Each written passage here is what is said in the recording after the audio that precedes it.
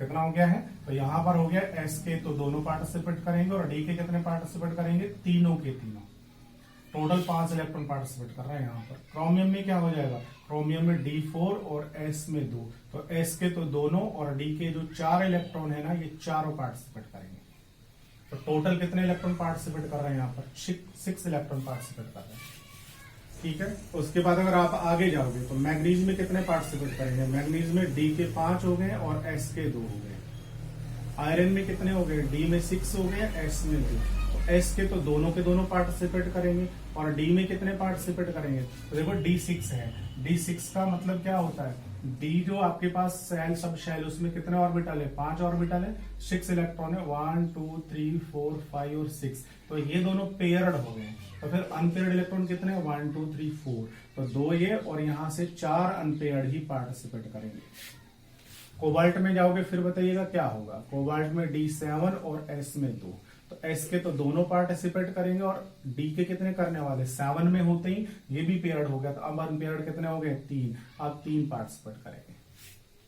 अगर आप जिंक पर जाओगे तो जिंक में क्या हो जाएगा, जिंक में D10 और S2, D10 होते ही सारे के सारे D के पेयर्ड हो गए, इसका मतलब यहां पर D का कोई भी इलेक्ट्रॉन मेटेलिक बॉन्ड में पार्टिसिपेट नहीं करेगा। कौन पार्टिसिपेट करने वाला है, एस के इलेक्ट्रॉन पार्टिसिपेट करने वाले हैं। एस के कितने हैं, 2, बस केवल यही दोनों के दोनों मेटेलिक बॉन्ड में पार्टिसिपेट करेंगे।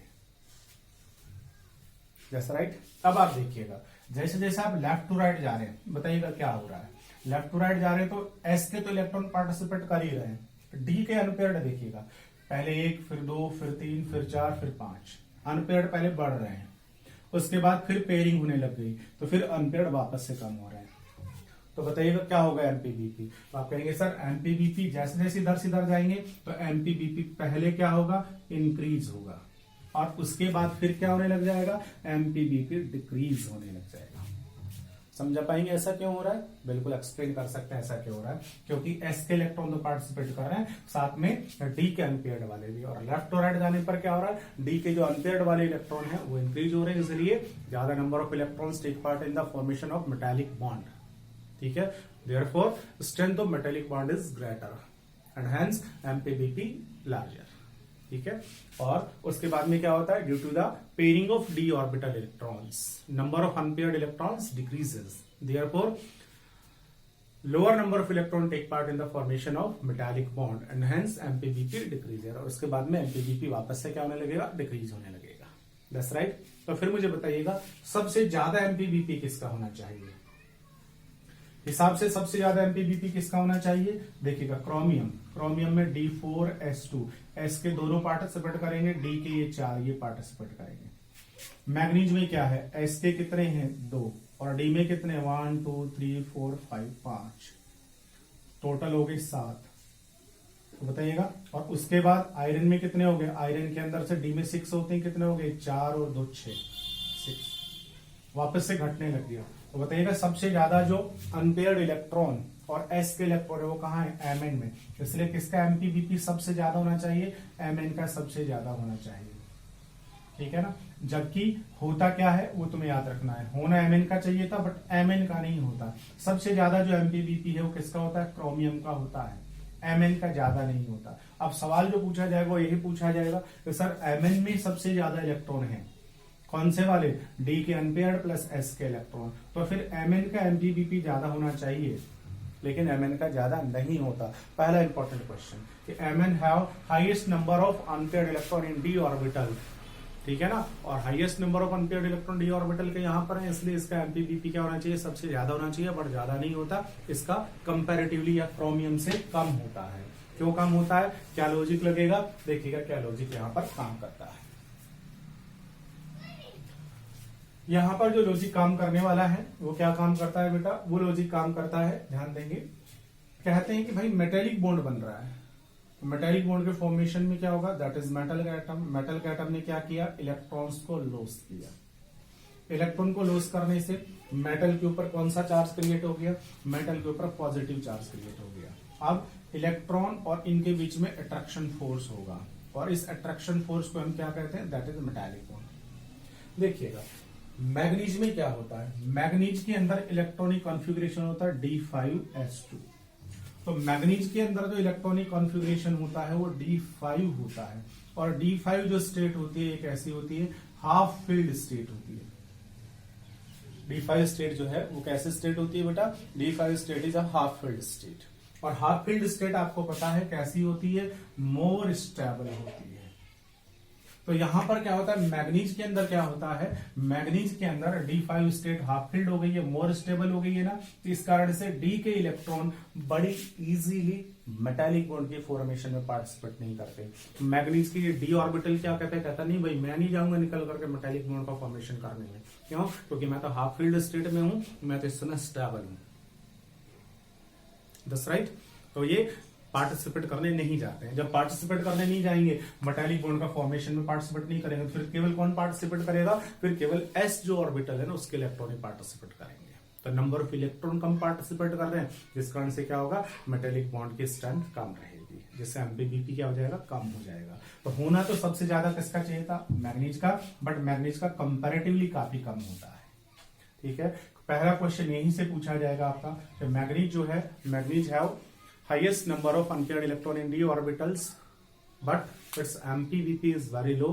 Explain why. Comparative than iron and chromium की बजाय इसका MPBP काफी कम होता है, बता दीजिए क्यों।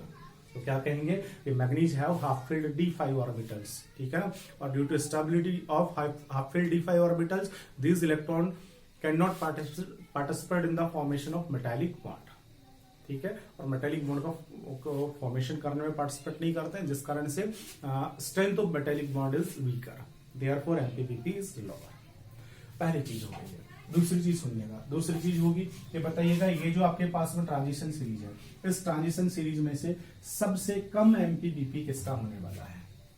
तो सबसे कम किसका होने वाला है? सबसे कम तो उसका होगा जिसमें मेटालिक बॉन्ड सबसे कम बनने वाला है। किसमें मेटालिक बॉन्ड सबसे कम बनेंगे? किसमें मेटालिक बॉन्ड की स्ट्रेंथ सबसे कम होगी?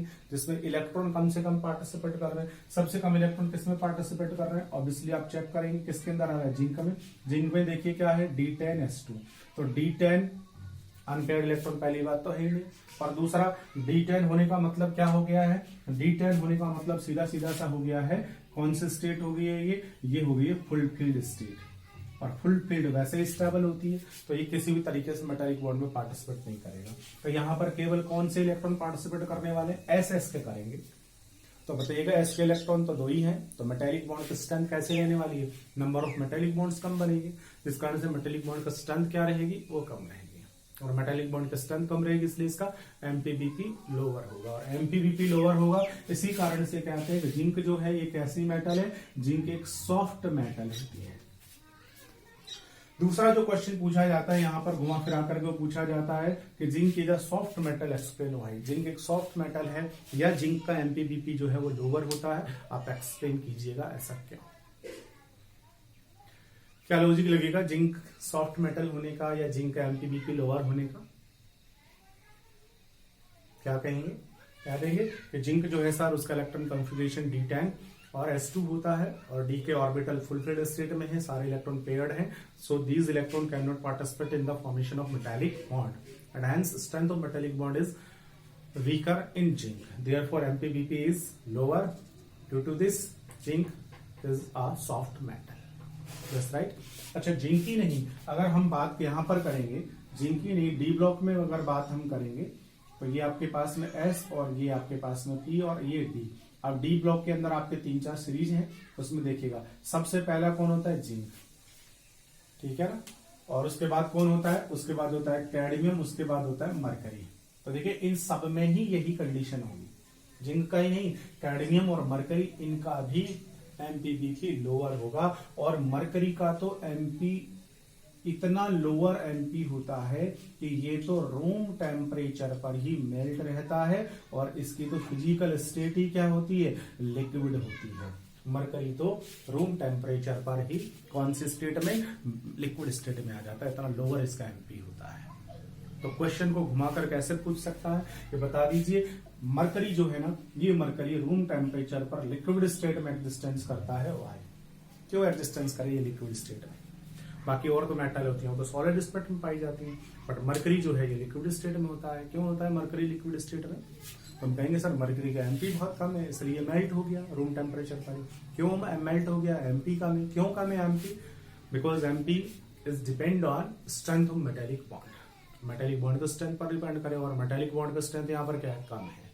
क्यों कम है? क्योंकि डी के ऑर्बिटल पार्टिसिपेट नहीं कर रहे, एस के ऑर्बिटल पार्टिसिपेट कर रहे होंगे इस कारण से। ठीक है, तो यहाँ पर एमपीवीपी के इस तरीके के क्वेश्चन होंगे, टेक्निकल क्वेश्चन यहाँ पर। अगर आप 3D के बाद में अगर हम 4D सीरीज की बात करेंगे तो 4D सीरीज में भी कुछ इसी तरीके का होगा। क्या होगा 4D सीरीज के अंदर?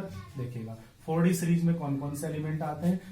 यट्रियम आता है, यारी, जरा, निभा, मोद तक।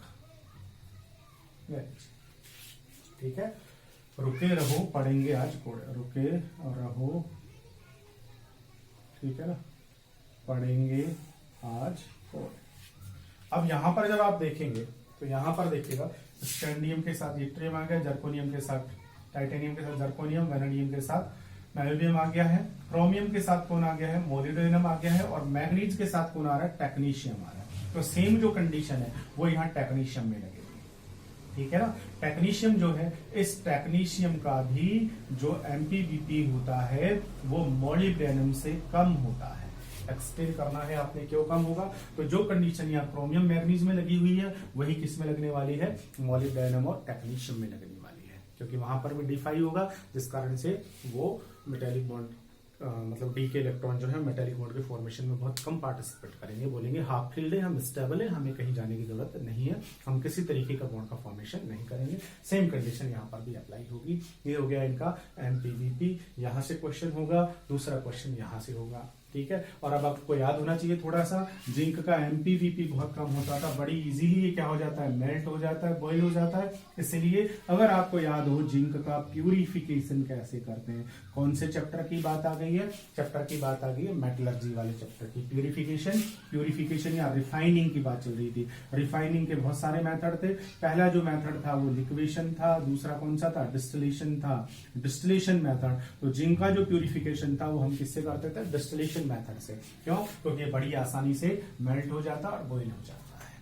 ठीक है ना, एमपीवीपी इसका कैसा होता है, कम होता है, इसलिए इसका प्यूरिफिकेशन कौन से मेथड से किया जाता था, डिस्टिलेशन मेथड से किया जाता था। ये होगी इसकी फिजिकल प्रॉपर्टी में melting point and boiling point.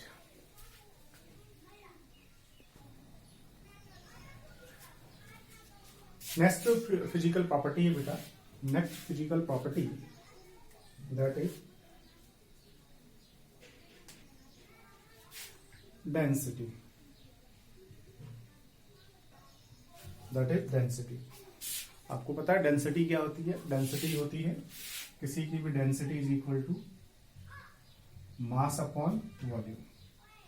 अब अगर मास इंक्रीज हो जाए, वॉल्यूम कम हो गया है, तो डेंसिटी बढ़ जाएगी, क्योंकि बड़ी वैल्यू में छोटी का डिवाइड लगाना पड़ रहा है आपने।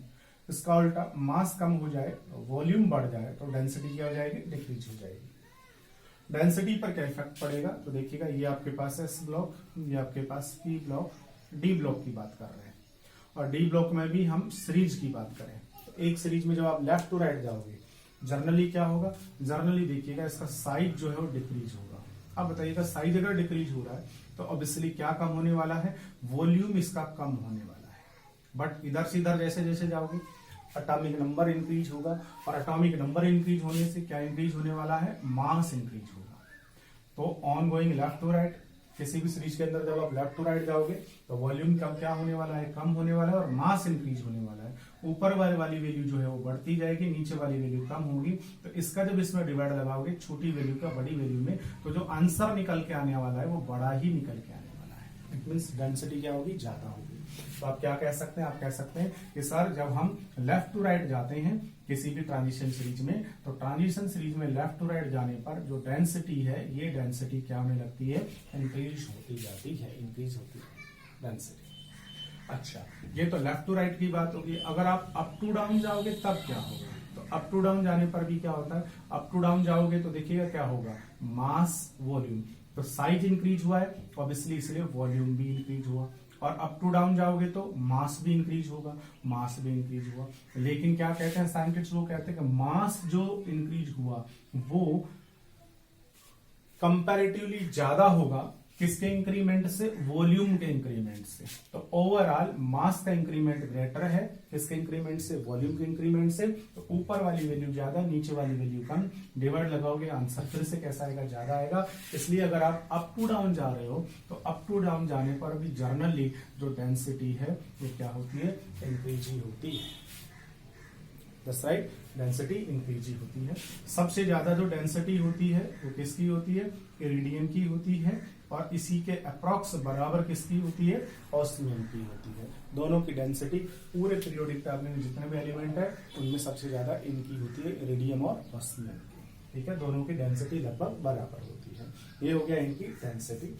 डेंसिटी होने के बाद में अगली जो प्रॉपर्टी हमें यहाँ पर डिस्कस करनी है, साइज हो गया हमारा, मेटेलिक करेक्टर हो गया, एमपीबी हो गया, डेंसिटी हो गई। अगली जो हम प्रॉपर्टी डिस्कस करेंगे वो करेंगे आयोनाइजेशन एंथैल्पी। आयोनाइजेशन एंथैल्पी, ठीक है। आयोनाइजेशन एंथैल्पी ये हम नेक्स्ट क्लास में डिस्कस